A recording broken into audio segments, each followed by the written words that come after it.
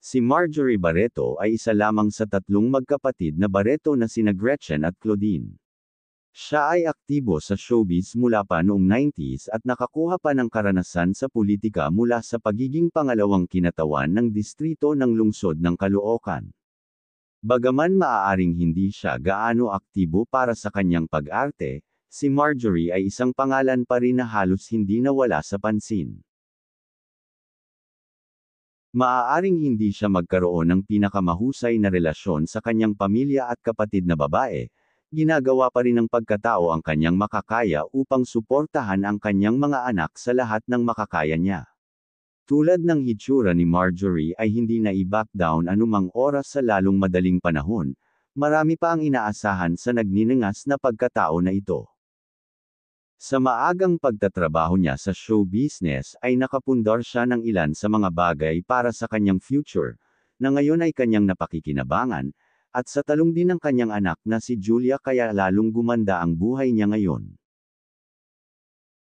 Inilunsad ni Marjorie ang online store na Everything Avery PH noong 2021, sa una ay nag-aalok ng mga item tulad ng mga placemats, tablecloth, at napkin, at kalaunan ay lumawak at naisama ang mga pijama at damit. Nagbebenta din siya ng vintage sutla totes mula sa India. Ang shop ay matatagpuan sa Instagram at Shopee.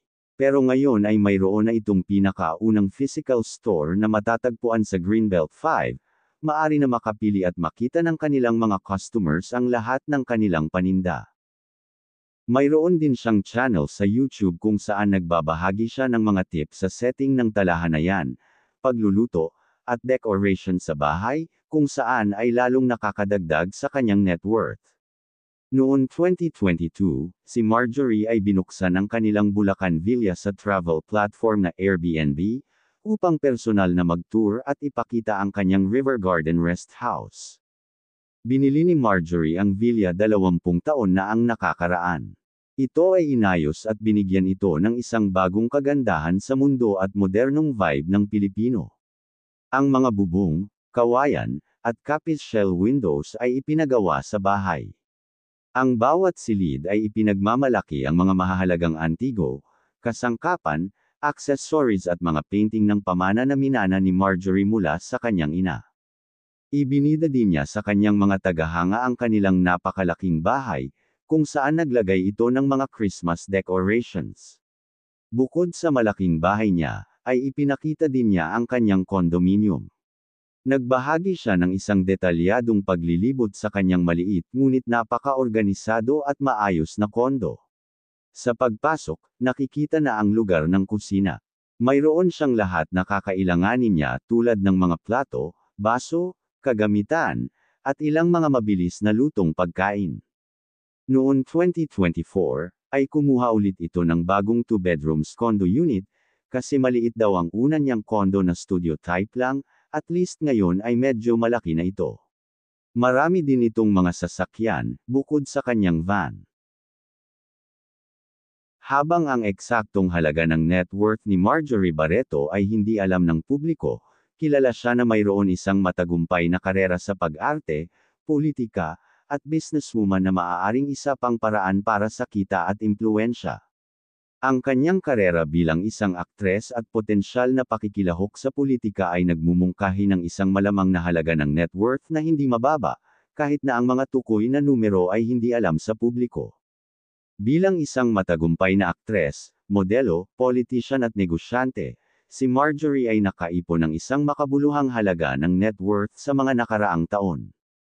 Ang kanyang iba't ibang mga pakikipagsapalaran at matagumpay na karera ay nag-ambag sa kanyang tagumpay sa pananalapi at katatagan. Pangunahing net worth ni Marjorie na pangunahing nagmula sa kanyang karera sa pag-arte, na nag-span ng mga dekada. Nagpakita siya sa maraming mga pelikula at palabas sa TV, na kumita ng isang malaking kita mula sa kanyang trabaho. Bilang karagdagan, ang kanyang mga pakikipagsapalaran sa negosyo, kabilang ang fashion at kagandahan, ay karagdagang idinagdag sa kanyang portfolio sa pananalapi. Habang ang eksaktong mga numero ng halaga ng net worth ni Marjorie ay hindi isiniwalat sa publiko, tinatayang nasa milyon-milyong ito.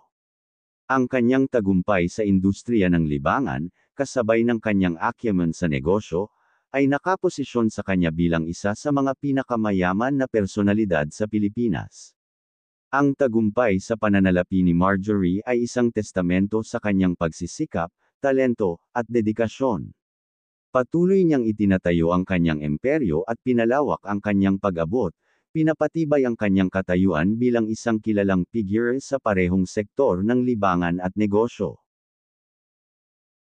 Noong November 1997, pinakasalan ni Marjorie ang aktor-komedyante na si Dennis Padilla, ilang buwan matapos ang kanilang unang anak na si Julia Barreto.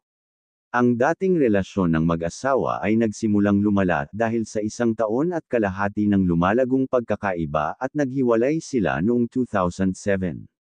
Sa parehong taon, si Marjorie ay nagsampa para sa annulment at ang kanilang kasal ay idineklara na wala ng bisa noong 2009. Ang dating mag-asawa ay may 3 anak na aktres na si Julia Barreto bilang panganay. Ang kanilang pangalawang anak na babae na si Claudia Isabel at ipinakilala siya bilang isang ahensya ng Viva Artists noong 2021. Hinabol ni Claudia ang kanyang pag-aaral at nagtapos ng isang Bachelor of Arts in Psychology sa Ateneo de Manila University noong 2022. Si Leon Marquez ay ang bunsong anak. Siya ay isang Dean's Lister, nag-aral sa marketing sa University of Asia at Pacific noong 2023.